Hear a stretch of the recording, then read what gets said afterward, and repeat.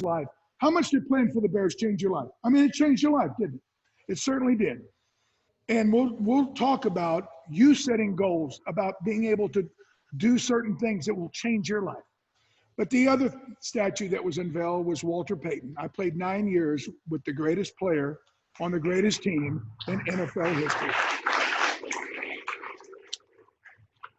And so without further ado, we're going to talk about certain qualities. And right here they are, the Hall of Fame values. Basically, what they did, they asked Walter Payton, what made you great? And he basically probably said, I had a great commitment to excellence.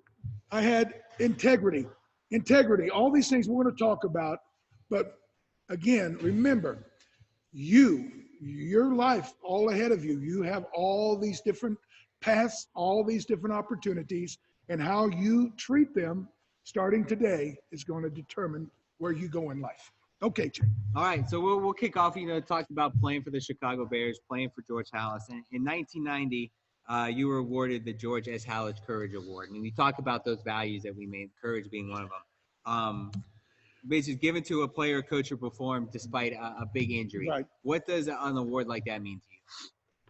Well, obviously, the George S. Hallis Award, and quite honestly, I never heard of it before, because as an athlete, you have to have a certain empirical spirit. Oh, I'm not going to get hurt. Oh, I can overcome any obstacle. I don't need, the George S. Hallis Award is basically given to the player that has suffered some major setback, and then they persevered and they came back and they triumphed over it. And my last year, 1990, and we'll talk a little bit more about this, but during the course of my career, I was a really good player, and a lot of times to stop me, other teams would chop block me and do different things, and consequently, I've had about 20 knee operations in my life, and I just had this knee replaced 4 months ago. The long and short of it was, in 1989, the team was 4-0, and we're doing pretty well, and I hurt both of my knees in a Monday night football game up in Minnesota, and I couldn't play anymore. Well, the team basically fell apart and lost 10 games in a row, and I basically said, no matter what happens, I'm not going to let that be the apostrophe on my career. I'm going to come back. And I came back, and I played the next year, even though it was very arduous, and I wasn't nearly the same player. I mean, after so many injuries, you start to lose your abilities. But I persevered, and I guess in some strange way, winning the George S. Hallis Award for coming back and overcoming those obstacles is really, truly one of the great testimonials in my life, because, so much in your life, if it's easy, anybody can do it. The hard, whether it's in getting a scholarship or becoming a straight A student or whatever in life that has a great and a high degree of difficulty, that's what you should strive for, because that's what makes you special. Now, we all can't be pro football players. We all can't be gymnasts. We all can't. But whatever you decide you want to do, you want to try and set your mind to achieving the greatness that is possible. So, like I said, the award meant so much more years later once I started reflecting on it. So that award is for courage, which takes one of our values. Would you say courage is kind of that value that sticks out of all of our Hall of Fame values, or there's one of those five that mean the most to you? And again, I've been in the Hall of Fame 17 years, and I have teammates, Richard Dan, of course, the great Walter Payton, Mike Singletary, Coach Ditka. A lot of these players, they have a common denominator. Is it one of these? Is it all five of them? I don't know if you could put your finger on it, Jake, but commitment and integrity means so much. Commitment is when you basically say, mom or dad or whoever says, hey, I need you to do this. And then they count on you to do something, and you say, well, I don't really got to do it right now. I'll do it some other time. Well, Integrity is that little voice in your back of your head, deep down in your soul that says, no, I said I was going to do it. I'm going to do it. And you do what you say you're going to do, and you do it to the best of your ability. Courage, and you brought that up. You know, the courage part of it. A lot of people think that, you know, I'm pretty brave overcoming 10, 12, 14 knee operations. All I know is I didn't have a choice. So much of the time, you kind of do what you expect yourself to do, despite what's going on around you and the conditions. All right, so with now we're going to turn it over to our students here. You know, some of our students here, you were picked out this morning. You have some questions. So if you have a question like to ask it, raise your hand here. Go ahead, and we'll go first one right there in the middle. Go ahead and stand up, state your name, and then go ahead and ask your question. My name is Nate. If this happened, how did you balance your academics? Academic and sports in high school, how'd you balance it? Well, I wasn't the best student. I'll tell you that on the front end. You know, so much of time in life, you know, everybody likes dessert. Nobody wants to eat the, you know, the basics, you know, meat, potatoes, blah, blah. Well, that's kind of the way it is in life. And sports was the dessert. It was the fun part. You know, the academics, they were almost a necessary evil. But I got to tell you, there's so much that you can, you know, build as far as like see, and what you guys have to understand is whether you're 10 or 12 or 15 years old, whatever you are, in the course of your life, you're kind of putting together a backpack worth of talents, whether they're, you know, things that you learned in school or athletic accomplishments or musical abilities. You know, a lot of people don't realize I didn't start playing football until I was in 11th grade because I had fallen out of a tree about as high as this ceiling, and I hit the ground and I fractured both the tibia and fibia, which are these two bones here, on both of my legs, and I was in a wheelchair for almost 5 months. And I had to learn how to walk again. I had to walk with crutches for a long time. But that was when I was 12, and the doctor said, you'll never be able to play football. So obviously, you know, when one door is closed, you open another. Well, I got involved playing music in the band. I learned how to play saxophone and clarinet, and then I learned how to play guitar and piano and drums. So I took this one thing that was taken from me and turned it around and tried to do all I could to learn something else, another talent.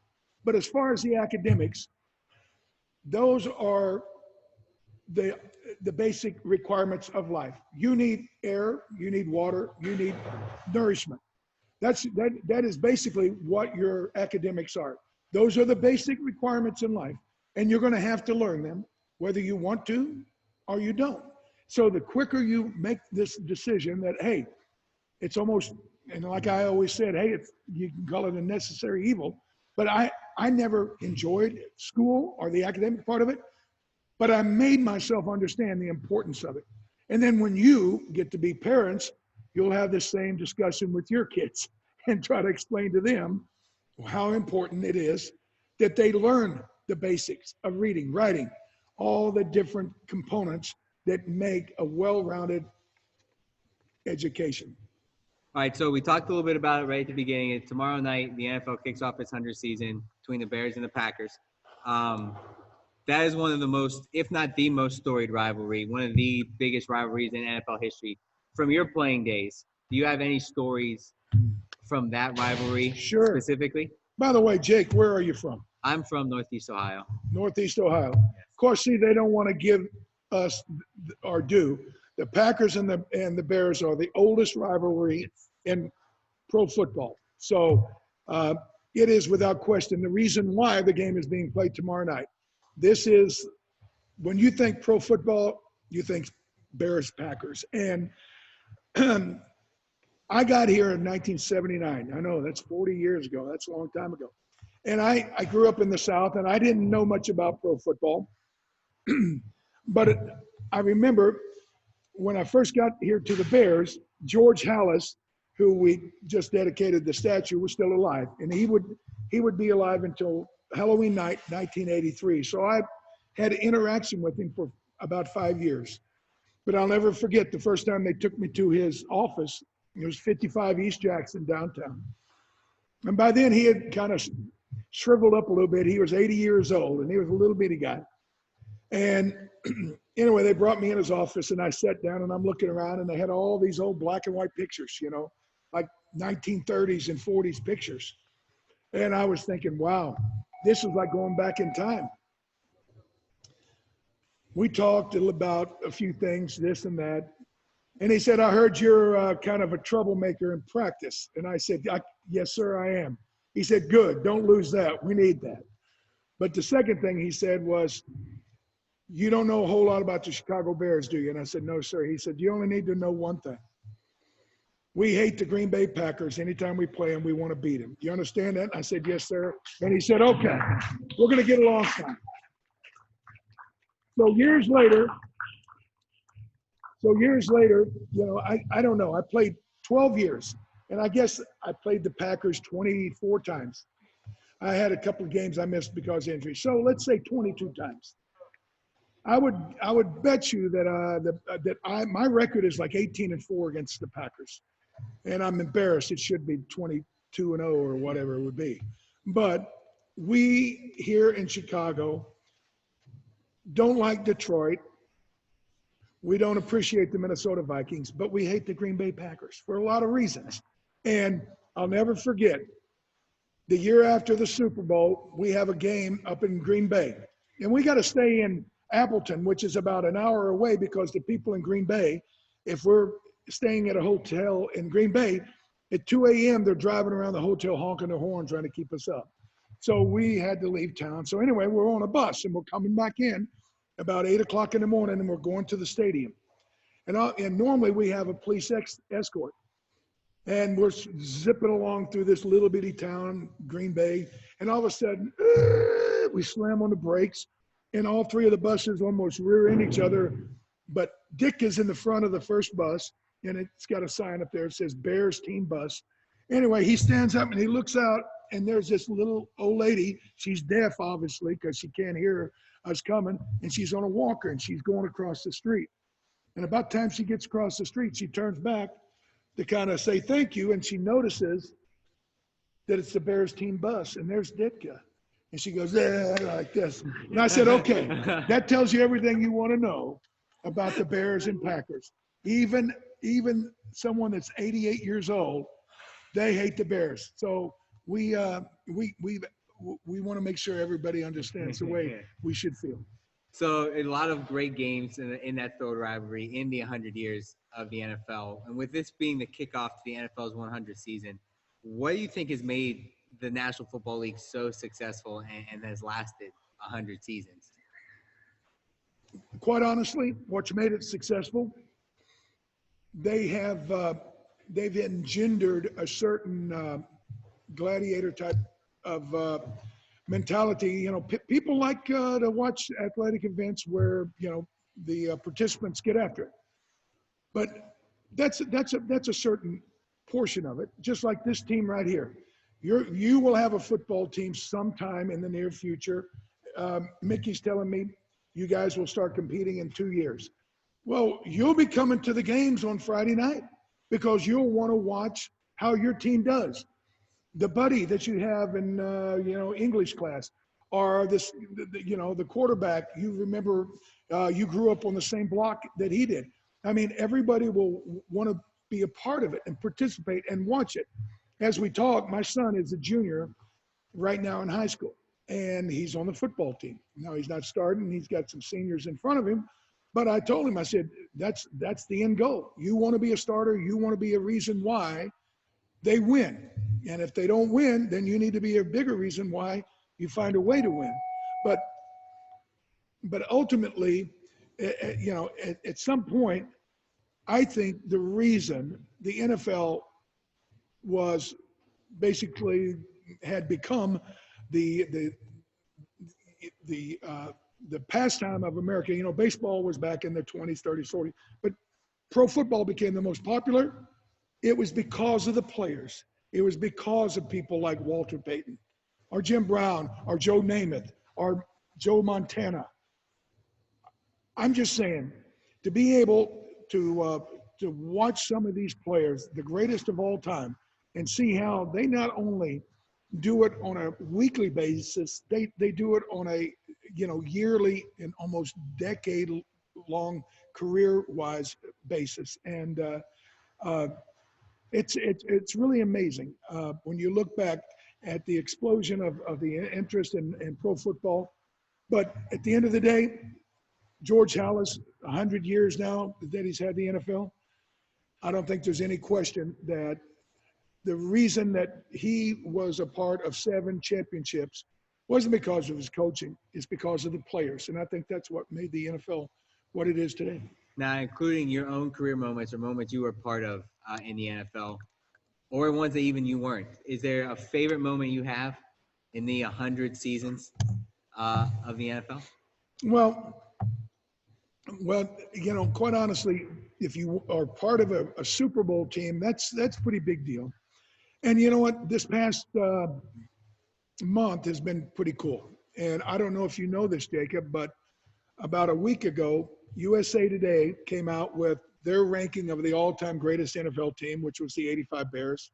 About a week before that, NBC Sports came out, and they rated the 85 Bears the greatest team in history. So having been a part of those teams, man, that's unbelievable. And to say that it would be something else would be the highlight would be, that would not be the truth. But I'll tell you this, the Super Bowl, the actual Super Bowl was great. And you're going to find this in life. It's not so much, success is what we all want to strive for, to be the best at whatever you can be or whatever you want to try to become. But I'll tell you this, if Walter Payton was here right now, he owned every record in the books. But he'd tell you that owning that record and looking at him in the book is not the big deal. It was the journey. It was his travels, his years in the NFL with the guys on the team, the teammates, the coaches, the games, the year by year pursuit of that excellence. And that Super Bowl I was just talking about, that was like the crowning moment. But that season, it was just an amazing season. And forever and a day, you could kind of go back and try to, genuflect on it or whatever. But from the opening gun of the opening game to the game in New Orleans, it was just an amazing season. And you know what? One that a lot of the guys on our team, in some abstract way, has always kind of felt, man, I need to do that again. Unfortunately, we could not duplicate it, but we sure gave it a hell of a try for many years. All right, we'll turn back over to our students. Another student have a question up there to ask. Go ahead. Stand up, state your name, and ask your question. My name is Yontre. I was going to ask you, what was your biggest accomplishment and your biggest regret? Biggest accomplishment? Biggest accomplishment, getting along with Mike Ditka for 9 years. How about that? Yeah. He's not laughing. No, that was my head coach. Guys, if you kind of just want to look back and say, well, I did this and I did that. I don't know. A lot of guys were able to accomplish an awful lot of really cool things. I don't know. Did you see this tall young man right here, Michael? I played against his father. His father's in the NFL Hall of Fame. And I think he was the best offensive tackle I ever played against. Now, let's talk about him. Going into his senior season at Southern Cal, there was a question or not whether he would even be able to play in the pros because he had had a severe knee injury. But think about this. Not only did he play in the pros, he played 13 years. He played 13 years, and Cincinnati has always been horrible, no offense, you being in Ohio. But they made it to the Super Bowl in '86 or '7 because of guys like Anthony Munoz, his father. So I'm just saying, I appreciate the question about how I've been able to accomplish. But I'll tell you, I think I'm in 10, 11 different Hall of Fames of Razorback, this, that. All I know is this. when I went into the NFL Hall of Fame, all I talked about, and you can go back and YouTube it if you'd like, all I talked about was the guys that I played with. Because there's no way I would have been in the Hall of Fame if we had not been as successful as a team, as a unit. And like I just said, we were voted the greatest team of all time. On every team, and I used to say this all the time, you know, when in college, I had a great coach. His name was Lou Holtz. Any of you young people ever heard of Lou Holtz? Lou Holtz was the coach at Notre Dame the last time they won a national championship back in 1986. But Lou Holtz was my coach at Arkansas. And he came in the very first day and he said, guys, I got to know one thing. What are your goals in life? And each and every one of you over the next 4 or 5 years, you're going to be asked, what are your goals in life? Now, do you want to be a great quarterback? Do you want to be a surgeon? Do you want to be the governor of Illinois? Please. You know, whatever you want to do, you need to start thinking, okay, for me to achieve my goal, what do I have to do? Anyway, he had us write down a whole bunch of goals that we wanted to accomplish. And that was some 40 years ago. And you know what? I still have that piece of paper I wrote down the goals on because it meant something to me. Because if you make a commitment to yourself, remember we're talking about these values, you make a commitment to yourself. When the other kids are going out having fun or watching TV or listening to music and you have some work to do, you're going to say, wait a minute, I have something I have to accomplish before I have a little bit of fun or go somewhere. So all those different things that I were able to accomplish, I was very fortunate. But it all started 40 years ago because I started believing that anytime anything is worth achieving, it's worth a sacrifice. And that sacrifice entails work, commitment, all those different things. Okay. All right, we have Thank you. another student in here who's got a question. Yes, young lady Go right ahead, stand up, state your name, and ask your question.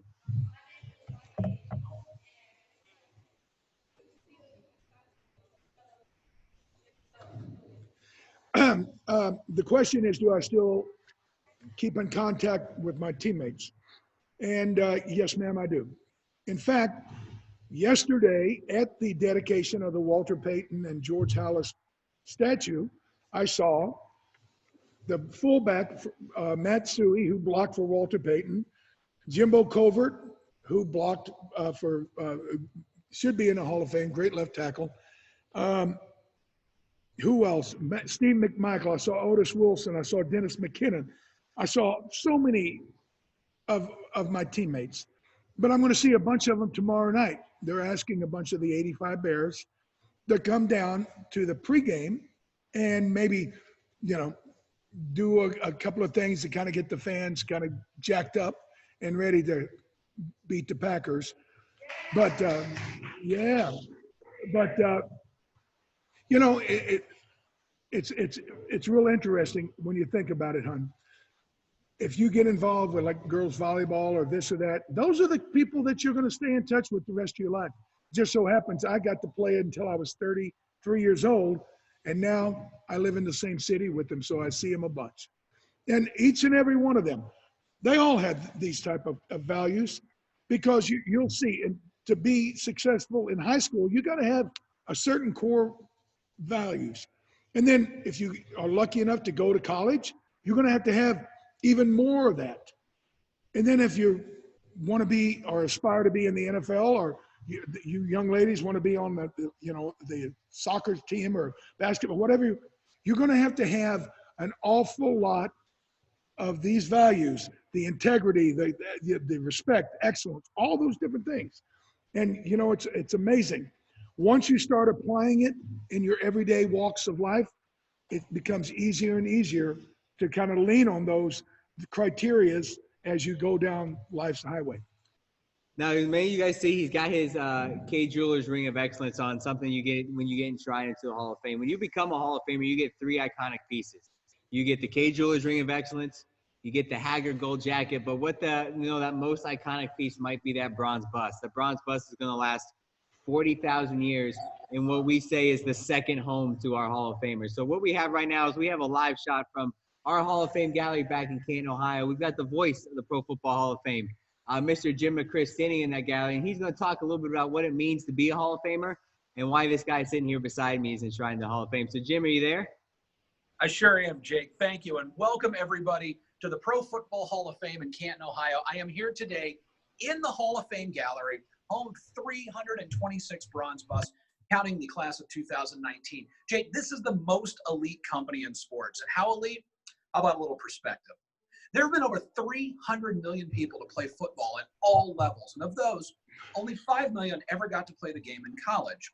From those 5 million players, only 29,000 have ever played, coached, or administered the game professionally.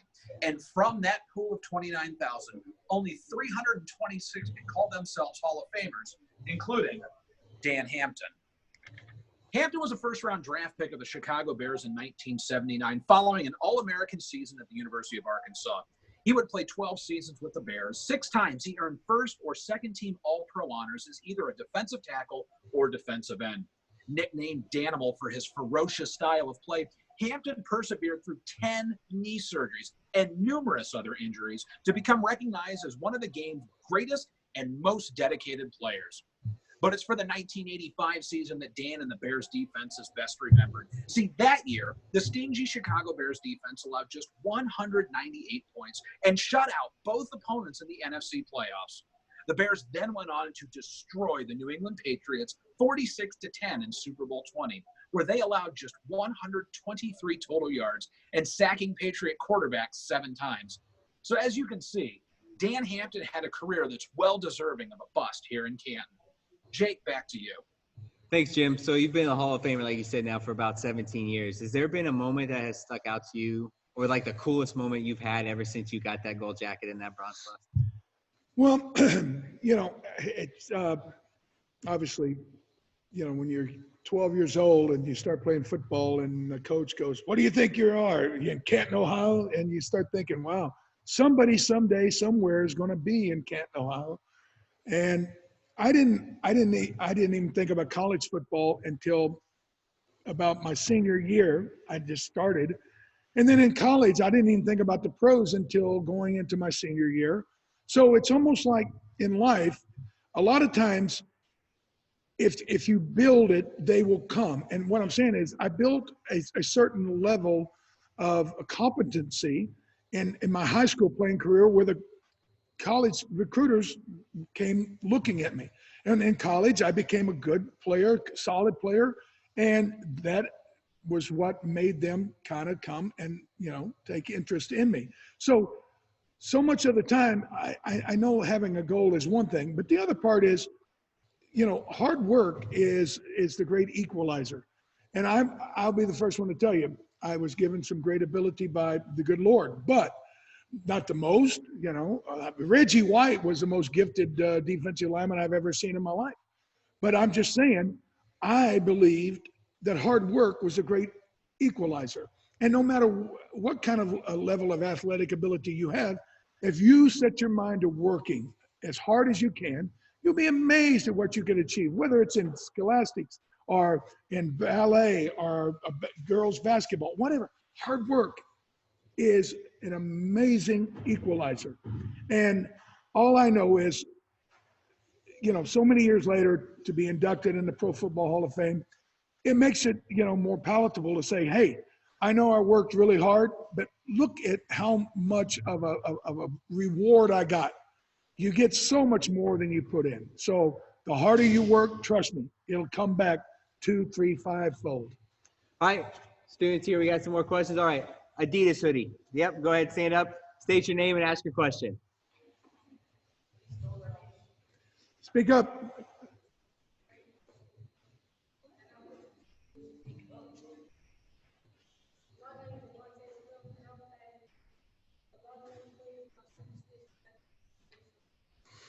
Any superstitions?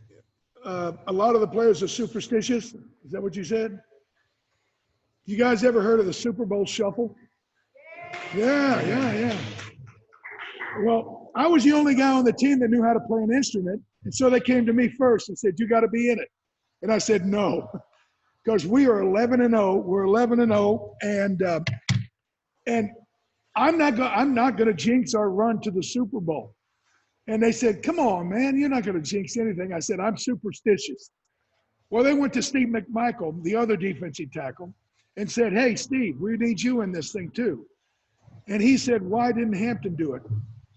And they said, he's superstitious.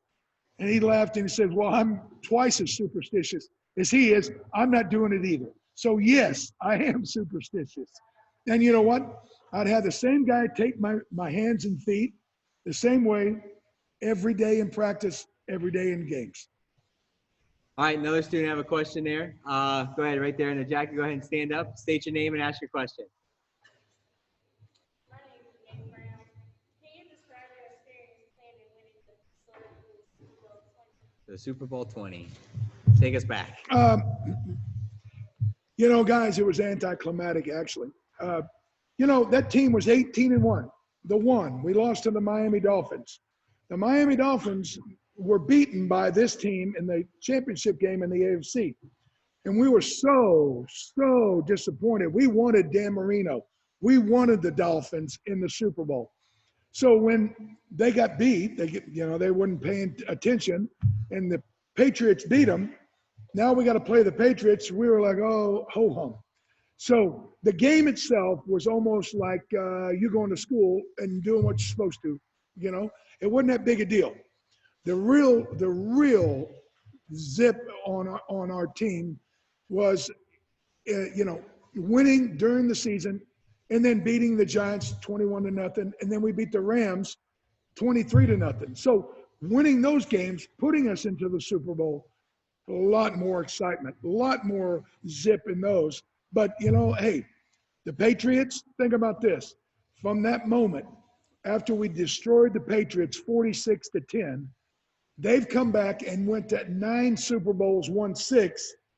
We've never won one, only going to one. So the Patriots, they have been almost like the rise of the Phoenix. From us destroying them, they've become the best team and program in football. All right, so something we see in sports today, and it's all sports, anytime there's a big game that's won, the coach gets the Gatorade dumped on him.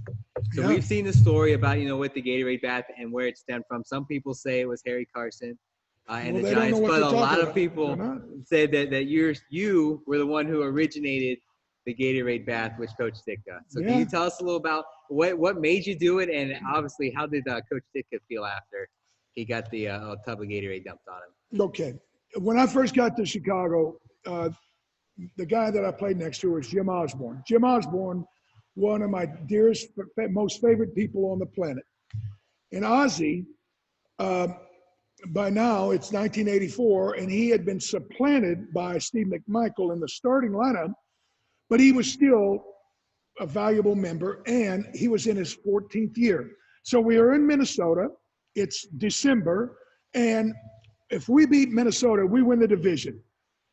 Okay, that's great, because when I was in college, we were great. We won the Orange Bowl, we won the Cotton Bowl, we won the Fiesta Bowl. We were good. Anyway, I just thought winning the division was something. Hey, we're going to win the division. Anyway, at the end of the game, I'm cutting the tape off my hands. I'm kind of getting ready to kind of laugh and celebrate, and I see Ozzie has got tears in his eyes. And I said, Ozzie, what's the matter? Are you hurt? And he goes, no, I'm just happy. I said, what do you mean? Why are you happy? He goes, dude, I've been here 14 years. We've never won the division. Think about that, 14 years. And they never had won the division.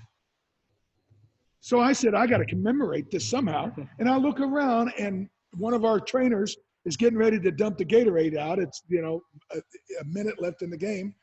And I screamed, stop, stop, stop. And I told Steve McMichael, Mongo, I said, you go grab Dick, and when I shoot the final gun, I'm going to run up, you hold him, I'm going to take the Gatorade, and let's dump it on him, okay?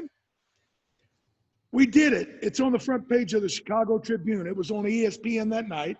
So a lot of people saw it, but that was the last time we ever did it. You know why? Because that was to commemorate winning the division. The next year, we won the division. We were 10-0. We won the division. There was no reason. It wasn't necessary. We'd been there, done that. A year later, the Giants win the Super Bowl, and they do it. They get the credit because that's the whole world watching the Super Bowl, go, oh, the Giants, how clever are they? We did it 2 years earlier. So that's been kind of one of my little pet projects. I'm trying to make sure that history is revised for us to be the ones given credit for it. So you heard it here. Dan Hampton started that 2 years before everybody. And every time I see Harry Carson, I say, you guys, you cheated. You stole it from us. And he goes, no, we didn't. Yeah, you did. All right, we'll go back to our students here for another question. I know my guy over here has been wanting to ask one. So go ahead, stand up, state your name, and ask your question.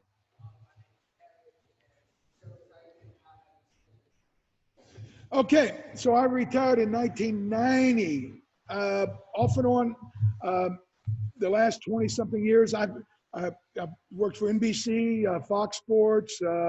Right now, I work for Comcast. I do a television show. I do the post game on WGN Radio. At the very least, I think I've owned 6 or 7 businesses. I've got 2 or 3 right now. I'm trying to sell one.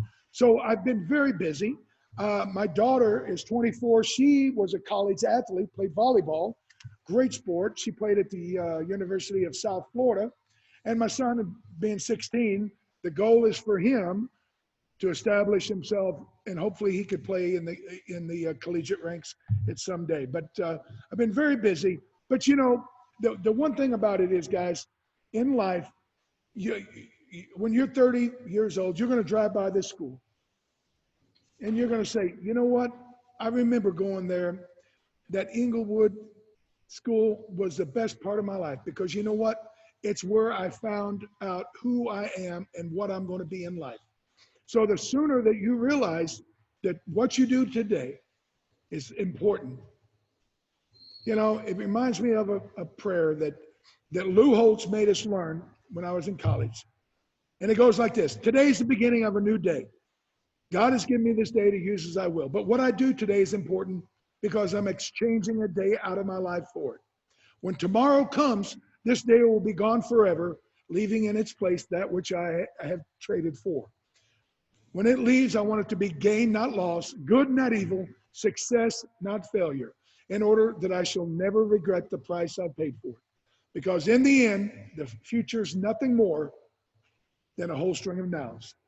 So like I say, when you're 30 or 40 or 50 years old, how old are you, Mickey? 50? 54 years old. They tore the school down that Mickey went to make the new school here, the new STEM school. And I bet you drove by it many, many times saying, you know, that's where I became Mickey Pruitt. Is that not correct? Yes, sir. And that's what's so important. You have to realize what you do today is important, because you're exchanging a day out of your life for it. You want it to be gain, not loss, good, not evil, success, not failure. So you shall never regret the price you paid for it. All right, we'll send it back to another student over here on the left side. Go ahead, stand up, state your name, and ask your question. Loud.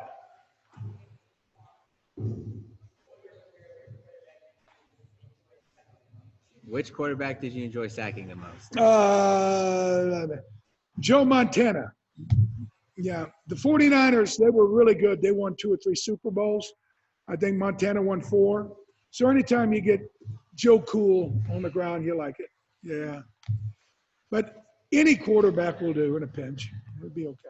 I got a list of some stats here. We did our research, kind of look some stuff up here. So I'll read these off. We have the Pro Football Hall of Fame in 2002, the Chicago Bears Ring of Honor in 2003, University of Arkansas Sports Hall of Honor in 1991, Arkansas Sports Hall of Fame in 1992. You're a member of the University of Arkansas's All-Century Team, the NFL 1980s All-Decade Team, and a member of the vaunted 85 Bears defense. So, like Jim said, you've had a pretty decent career. Out of all those honors, what do they mean to you? Oh, I don't know. You know, the memories, guys, and that's the whole thing. You know, life's nothing more than making memories. At some point, you know, during the proceedings yesterday, I was thinking about Walter. Let me tell you a real quick story. Walter was such an icon that he was, I hate to say, he was almost like bigger than the team. You follow me? I remember one day I was doing an appearance at a telephone store. It may have been Verizon. And a lady comes up to me and goes, "Hey, somebody in the back wants to talk to you. And I said, look, I'm talking to the people signing autographs. What do you mean? She goes, well, somebody that you know needs to talk to you. And I said, well, tell them to come in here. And she said, they can't. So I said, okay, I go out back. It's Walter Payton. And he's in his Lamborghini. And I've been down and I said, Walter, come inside. Everybody would love you to see you, man. You know, he was like bigger than life. And he goes, I can't. And I said, why? He goes, him. And I look over and it's Michael Jackson. They're out riding around together. I mean, he was like a movie star. Walter was the kind of player that only comes around once in a lifetime. And for my lifetime, there'll never be anybody like him. And even though I played with Singletary and Dent and all these other, the William the Refrigerator Perry, there'll never be another one like number 34. All right, I think we're going to wrap everything up here. So I want to thank your students. Hold up. Not yet. So I want to thank all your students for your question. But before we leave today, what is one piece of advice you want to leave everybody watching us remotely and our students here in Englewood with? One piece of advice to leave everybody with. Well, like I said, life's journey is essentially what you made it. I told you that I fell out of that tree and I had to spend 5 months in a wheelchair. What I didn't tell you was a couple of years later, my father developed pancreatic cancer and he died. And now my mother had to go to work and she was gone all the time. And I had a decision to make. Did I want to become kind of like one of the smart kids and run around and do everything the wrong way? Or did I want to do the things the right way? And you know what? I didn't have a whole lot of people telling me the right way and the wrong way. But I realized then there's never a wrong time to do the right thing. And there's never a right time to do the wrong thing. So as you go down life's highway, remember, your destiny is only controlled by you. And hard work is the fuel that will get you there. And remember, anytime you feel like you need to make a decision, just say to yourself, like I say, what would Walter Payton do? That's a pretty easy way to look at life. What would Walter do? You'll never make a wrong step. Thank you so much. Good luck to each and every one of you.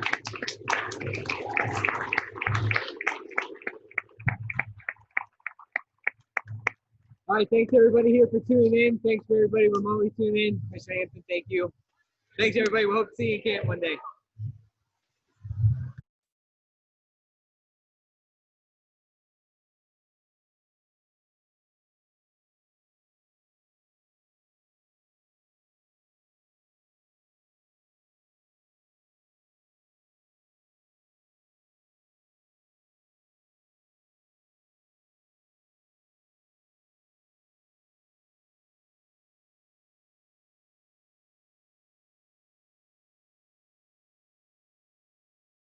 Put that on Facebook. Yeah. It's just not the same experience as getting to watch it live.